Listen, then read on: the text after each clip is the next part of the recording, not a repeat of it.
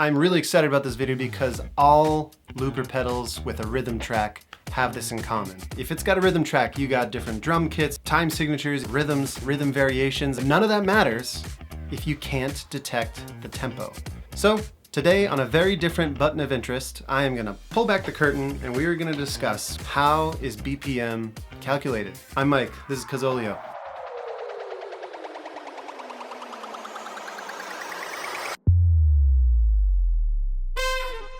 I don't work for Roland, I don't work for Sheeran, I don't work for any of those guys. I'm just a mechanical engineer who likes looping.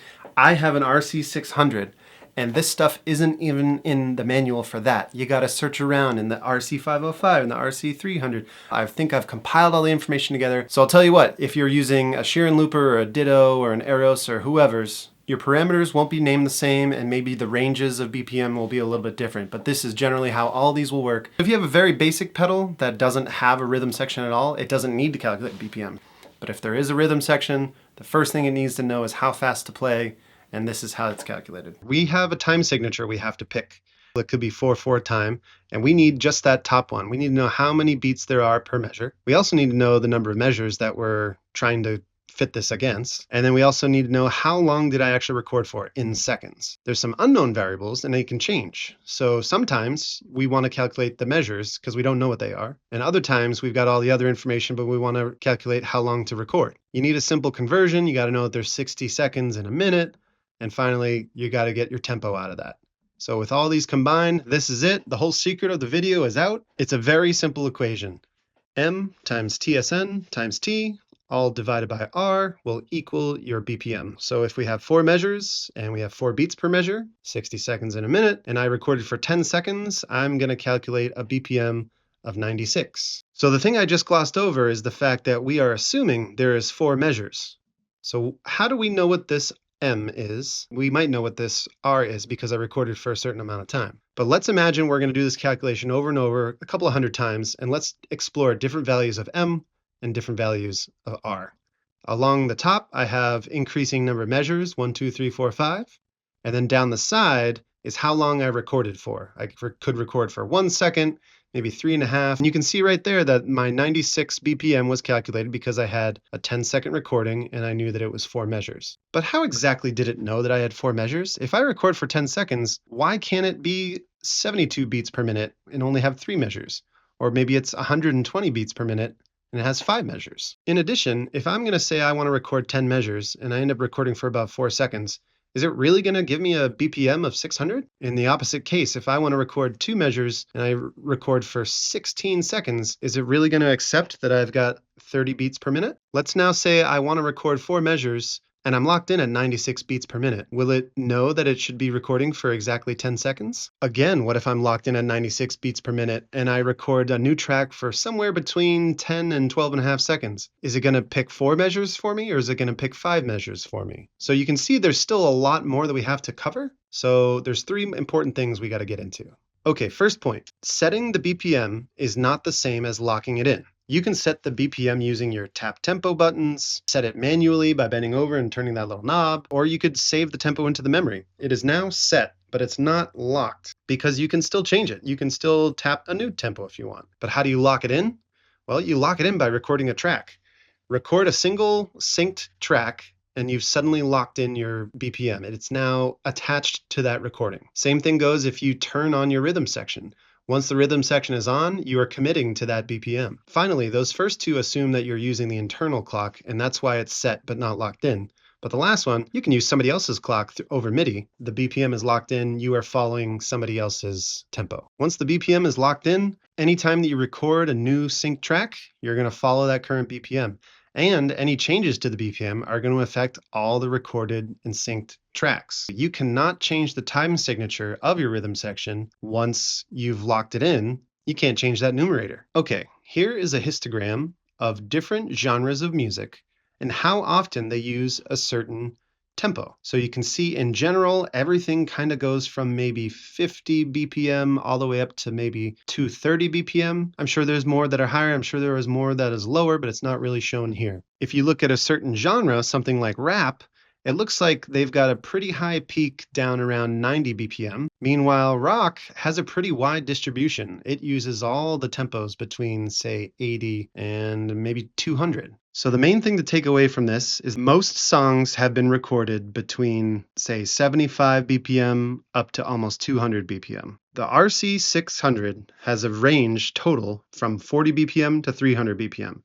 This is what I'm calling the manual range. You can set this however you want, but you got to stay within 40 to 300. It will not go faster than 300. It will not go slower than 40. So at some point, one of the engineers at Roland decided this is way too broad of a range. We need a tighter band to make our best guess. So they came up with the numbers between 80 BPM and 160 BPM. As you can see here, a lot of music falls between this range. So if you have a new recording and you're not quite sure how fast the tempo is, it's a pretty good guess to just guess between 80 and 160. So this is what the algorithm range actually uses. Is if the tempo is unknown or not locked in, it's going to calculate one that is between 80 and 160. So let's see what that looks like. Back at our table, we now have all these dark green regions representing between 80 and 160 BPM. So if I have 6 measures, I might have to record between 9 and 17 seconds. Remember our recording that was 10 seconds long? Well, now we have 3 options. Is it 96 BPM, 120, or 144? Could be 4 measures, or it could be as high as 6. If you're recorded for 5.5 seconds, there's 2 options. And if you're recorded for 15.5 seconds, there's 5 options.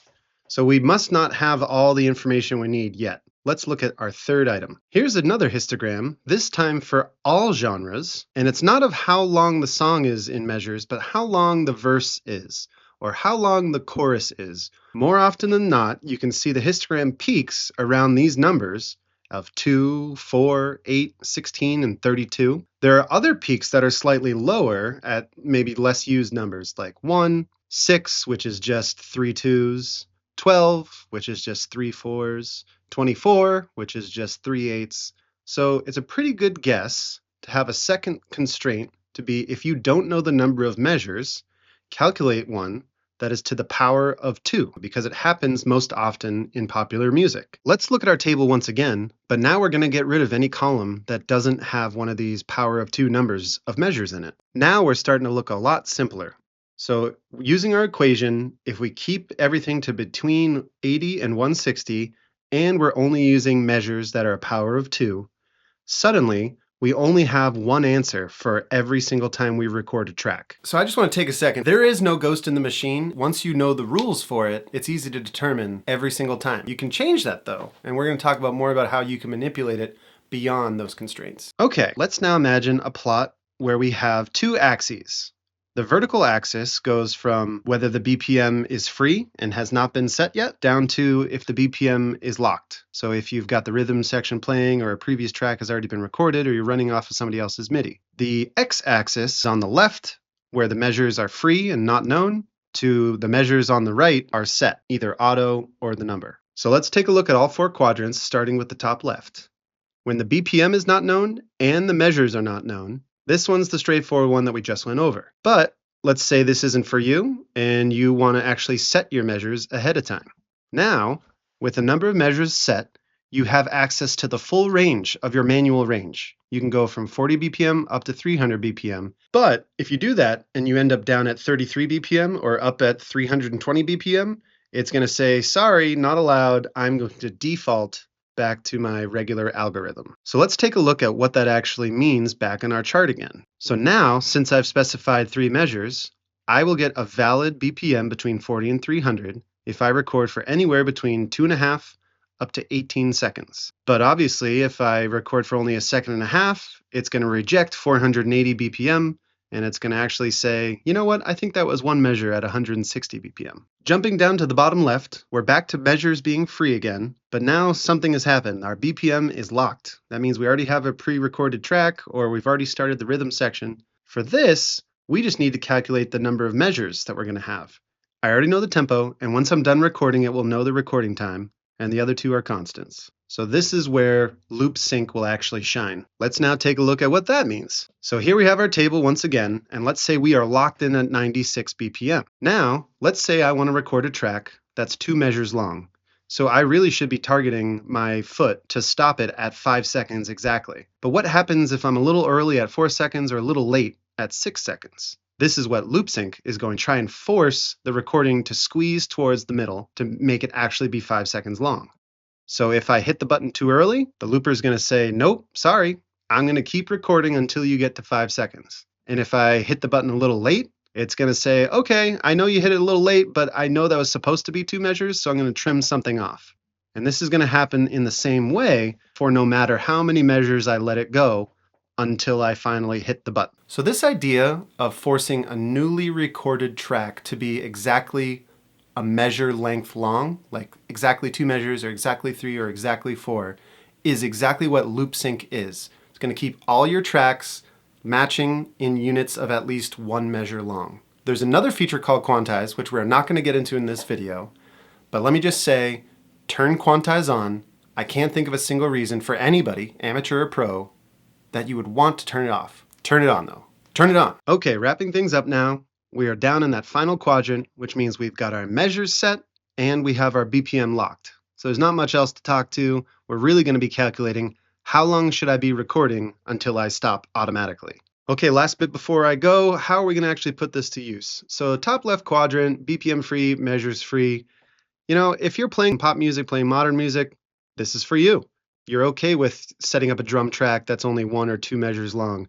You're okay with recording the 8-bar chorus at first and then turning on rhythm. This also means you probably have confidence in your mental clock, meaning as you record longer and longer phrases, you're going to want to make sure you're staying in time, even though there's nothing yet playing, like a rhythm section. Next, if you're hanging out in the top right quadrant, you've got BPM still free, but you got your measures set ahead of time.